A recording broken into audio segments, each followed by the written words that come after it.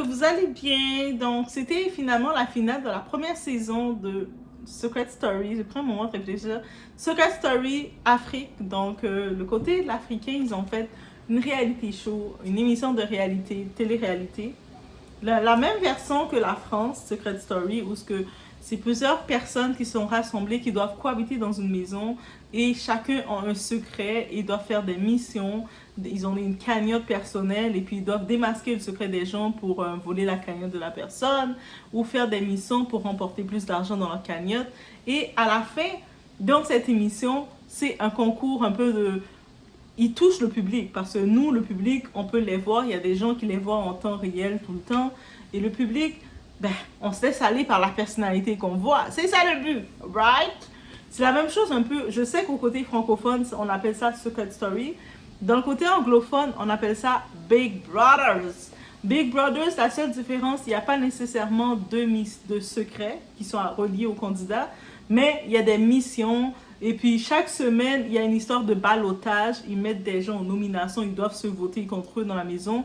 Et c'est le public qui participe à la fin pour sauver leur candidat préféré. Donc, c'est un peu, ça devient un concours de popularité sur la personnalité. Mon petit bénin que j'ai concernant l'Afrique, je ne sais pas si ça va d'instinct. Parce que vous savez, quand on met un drapeau associé à un nom, un drapeau d'un pays, qu'on le veuille pas, on va avoir le réflexe de défendre le drapeau de notre pays qui nous ressemble. Beaucoup de personnes vont y aller comme ça. Des gens qui sont plus équilibrés, ils vont être capables de dire non, c'est le but, on vote pas pour un pays, on vote pour une personne qu'on aime, qui nous ressemble. Mais sinon, de nature, première nature, on va vouloir défendre le pays. Bref, on connaît, on sait, c'est comme ça qu'on est. We are the same. So là, actuellement, on sait, c'est comme ça que ça fonctionne. Ben, il y a eu plusieurs événements qui s'est passé dans l'émission. En vrai, comme première édition, il y a eu une belle brochette de candidats. Je pense que les candidats, quand je regardais le gala, la première émission, je me disais comment je vais faire pour me rappeler des noms de ces gens-là. C'est ça mon challenge, comment je vais pouvoir me rappeler du nom des gens. Et finalement, il y a rapidement, comme n'importe quelle émission, tu t'attaches avec des gens. Moi, je vous dis d'avant, je me suis attachée avec Cathy, que ce soit de personnalité. En la regardant, je trouve que c'est quelqu'un qui me ressemble. Quelqu'un comme, oui, elle a eu des up and down de côté émotionnel, elle a fait ses choix ou pas, mais de sa personnalité, je l'ai trouvé qui s'est très bien attachée. Pour moi, c'est elle la gagnante. Ok, moi, je dis tout simplement. Venez pas dans les commentaires dire non, Doa, c'est pas elle qui a gagné. I don't care. Moi, j'ai décidé que c'était Cathy la gagnante. Au-delà d'être gagnante, parce que malgré qu'il y avait beaucoup de gens qui votaient parce qu'ils regardaient le petit drapeau, beaucoup de gens, ils n'ont pas été vraiment juste dans le vote final. Mais moi, je trouve que dans sa personnalité qu'elle a montrée, et après l'émission, je vois que c'est elle qui a le potentiel de créer une plateforme, de créer quelque chose à l'international. Parce que Cathy, cette personne-là justement que je vous dis, je mets sa photo, je vous dis, je pense que si elle est bien encadrée, elle a un bon entourage, elle peut créer des bons placements de produits, des partenariats durables. Elle peut créer sa marque rapidement. Quand je dis sa marque, que ce soit si elle se lance dans la création de contenu, si elle va dans le YouTube game pour faire de la création de contenu, parler de tout comme influenceuse, elle peut le faire. Développer son Instagram, se développer comme influenceuse, elle va pouvoir réellement se faire parce que de sa personnalité, de son ensemble, je trouve que c'est elle qui a le plus touché les gens. Et elle a pourquoi je dis c'est elle la grande gagnante. Parce que moi, je suis côté marketing. As you know, quand vous suivez la chaîne de Doa, vous savez que j'aime beaucoup regarder l'aspect marketing. Si Doa aurait une agence, on regarderait les personnes on peut générer quelque chose avec eux. Directement, je pense que ça aurait été un plaisir de travailler avec elle. Parce que c'est quelqu'un qui peut toucher à beaucoup d'air. Et au-delà de sa personnalité, puis on le voit que c'est quelqu'un qui a quelque chose, qui a un message, que ce soit, elle s'est confiée, elle a été dans des moments de vulnérabilité, elle s'est confiée, des moments qu'elle pétait sa coche, comme on aime, des moments qu'elle a été émotionnelle, oui, les hommes, ils nous rendent émotionnels, n'est-ce pas les hommes? Elle est aussi embarquée, c'est celle qui a embarqué rapidement dans le jeu. Je pense que contrairement aux autres, elle avait plus compris le concept de ce jeu-là, que c'est un jeu que tu dois trouver le secret des gens, tu dois faire des missions. Elle avait déjà compris un peu le concept et c'est toujours plaisant comme spectateur de voir ce genre de candidat. Donc je pense que l'équipe de la production, on va dire, merci.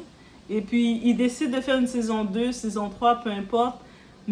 Continuer de miser sur des candidats comme ça. Et peut-être pour éviter qu'on a une finale aussi fade, aussi plate, aussi non nécessaire. Rendu là, vous n'avez même pas besoin de faire de finale, juste donner le message. Dire, ok, on a fait gagner l'autre fille qui a gagné. Mais on aurait pu le faire comme ça aurait été simple. It will be that simple. Mais, prochaine fois, éviter de mettre le carré avec le drapeau des pays, comme ça pour éviter de la confusion. La même façon quand on regarde par exemple les Marseillais versus le reste du monde, on regarde les Anges ou on regarde Secret Story ou quoi que ce soit, les candidats, ils ont une origine. Ils ont un pays qui les appartient. Mais on n'affiche pas leur pays comme ça. Nous, on affiche leur nom, on peut afficher leur âge. Et puis des fois, on peut rapidement afficher la ville qu'ils sont parce que des fois, ils sont dans une autre ville. Ou même à ça, on laisse. Donc, on affiche leur nom, leur âge et c'est tout. Comme ça, tu permets au public de les voir évoluer devant toi et t'attacher à eux sans aller par favoritisme. C'était ma petite opinion. Sinon, comme première édition, encore une fois, it was cool. C'était intéressant. Je pense que qu'est-ce que ça laisse entendre que le marché de latéralité du côté afro, du côté noir, c'est possible. C'est même très possible. Là, je commence à dire, hey, ils sont où les producteurs antillais là? Vous êtes où? Ah, je ne sais pas si le tournage va devoir se faire en Dominique, va devoir se faire du côté antillais, anglophone. Anglophone, ils l'ont déjà. As they know, ils sont déjà up to date. Mais est-ce que c'est peut-être la Martinique, Guadeloupe, vous allez devoir le faire parce que j'ai pu comprendre que l'Afrique ne veut pas rejoindre les Antilles francophones avec eux. Donc c'est correct, on accepte le tout. Mais ça aurait été drôle, des fois je me dis, ça aurait été drôle d'avoir un certain petit mélange, un petit pic, mais de toute façon ils l'ont appelé Secret Story Afrique, donc c'est pas pour rien. C'est correct. Donc oui, donc l'Afrique, c'est pas les Antilles c'est pas l'Afrique, on comprend. Mais bref, je veux dire, ça aurait été sympa de nous voir. Mais peut-être il faudrait que les Antilles développent aussi leur petit concept et ensuite ils font comme les Marseillais versus le reste du monde, on fait l'Antille versus l'Afrique, qui sait. Et ça aurait été sympa. Je ne dis pas le contraire, je pense que ça aurait été, ça peut être un concept, mais il faudrait maintenant qu'une production antillaise décide de faire des petites étoiles dans ses œufs et voit que la télé-réalité n'est pas morte. Parce que je sais quand on regardait les Maïbak et Nam, les Marseillais, on se disait « Ah, le monde c'est plus populaire ». Non, parce que le monde était fatigué de voir les mêmes scénarios de ces personnages-là qui étaient finis, qui étaient ravagés la plupart du temps. Mais quand on voit de la fraîcheur comme ce casting, c'était des pépites. Que ce soit des Emmanuel. Je pense que la prochaine fois dans le casting, je sais qu'Emmanuel avait 40 ans, mettez une autre personne aussi dans sa tranche d'âge, juste pour aussi le créer un petit peu des années. Pourquoi pas? Parce qu'il a eu beaucoup très facile, mon très cher. Mettez-le un petit peu en provocation aussi. Mettez, je sais pas, une personne super jeune, une personne qui a 18 ans à peine, pour le mettre complètement en confrontation avec tout le monde parce que qui va arriver, qui va sauter partout. Eh oui, on veut ça.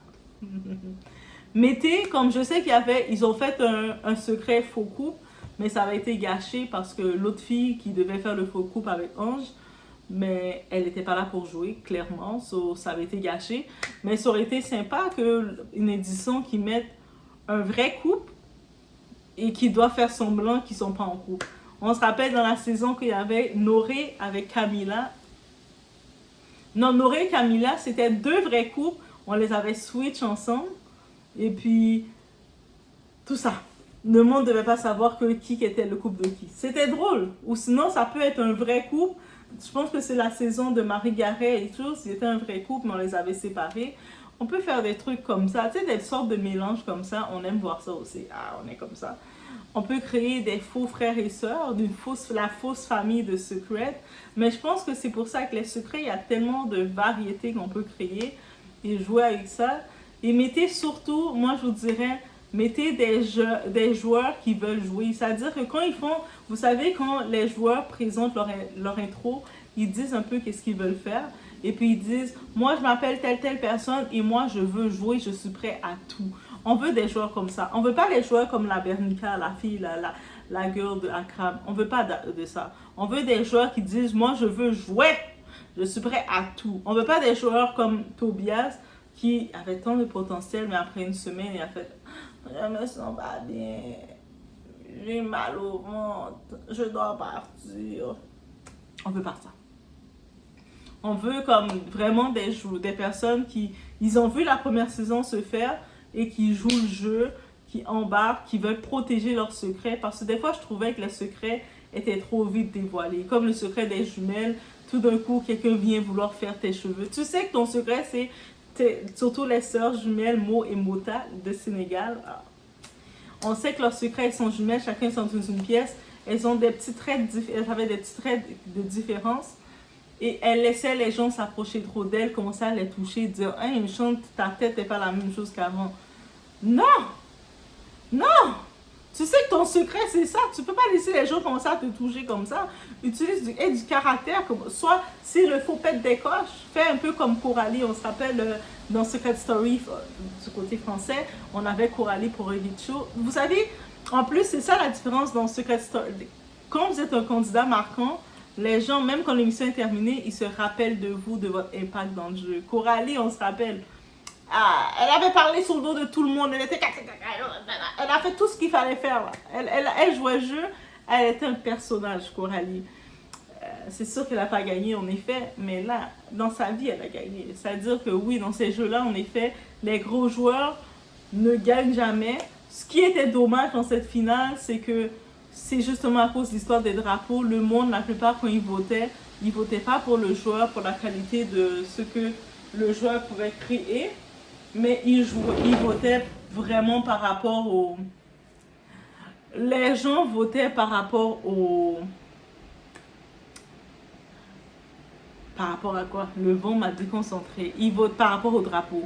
Ah, mais moi, j'ai voté pour tel pays parce que c'est mon pays. Et ça, c'était lourd. Mais c'est pour ça que je dis dans tout ça, je le répète dans tout ça. Moi, c'est clair. La vraie gagnante, c'est Cathy. Parce que elle, Cathy Diallo, on le dit, c'est elle la vraie gagnante parce que elle a été capable de rejoindre plusieurs pays qui ont été charmés par ce qu'elle nous a présenté comme personne. Et même à la diaspora, même du côté du Canada, on l'aimait. Je vois le monde où je parlais, je disais, hey, t'écoutes ça? Oui, Cathy! J'étais comme, ah oui, Cathy aussi! Je vois du monde de la France, j'avais même vu avec qui Aquabib, on se connaît, notre très cher Aquabib, notre blogueur français, il a aussi remarqué sa présence. Donc je pense que c'est avec cette visibilité, j'espère seulement qu'elle va pouvoir l'utiliser à son avantage et créer quelque chose avec. Laisse pas ça partir, Cathy. Même si tu dis, j'ai perdu, le monde va voter pour moi. Mais de toute façon, avec tout, comment les votes étaient faits, même comme public, c'était dégoûtant de regarder ça. Donc, en tout cas, je sais qu'en Afrique, il y a des pays que je veux pas aller. OK? I say what I say. So, sinon, c'était une belle saison de voir comme une émission de télé-réalité africaine, comme ça. Je sais qu'il y en avait déjà, il y avait comme certains concepts d'émissions. Mais j'aime le genre d'émission de challenge, un petit peu de mission, d'aventure. C'est sûr, il y a le Bachelor, tout ça, mais je ne suivais pas le Bachelor. J'aime pas trop le Bachelor, je trouve que ça fait trop lourd. J'aime pas ça. Mais j'aime ces émissions-là, où il y a des challenges d'émissions. Et si jamais un couple se forme, j'aime que le couple se forme parce que c'est beau. J'aime pas les couples qui se forment et ça, c'est des couples toxiques qui se forment devant moi. Comme, j'aime pas ça. Quand c'est un beau petit couple qui se forme, même si finalement ils vont se laisser, parce que la plupart de la télé-réalité c'est comme ça, ils se forment sur le coup parce qu'ils étaient toujours ensemble, ça a l'air beau, mais après ils se laissent, mais tu sais, on s'en fout. Quand l'émission est terminée, ils font ce qu'ils veulent. Là.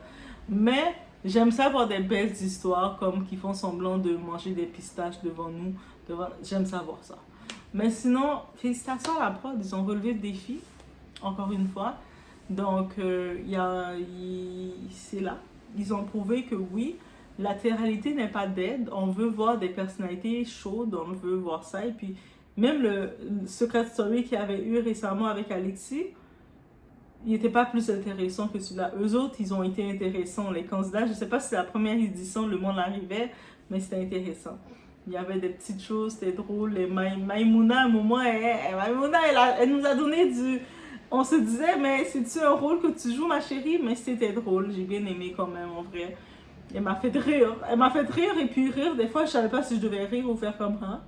Mais dans tous les cas, c'est ça qu'on veut, avoir de l'action. On a eu, au-delà de toutes, les petites répliques de Emmanuel qui étaient comiques aussi, qui étaient bien. J'ai bien aimé les petites répliques d'Emmanuel. On se rappelle de qui encore.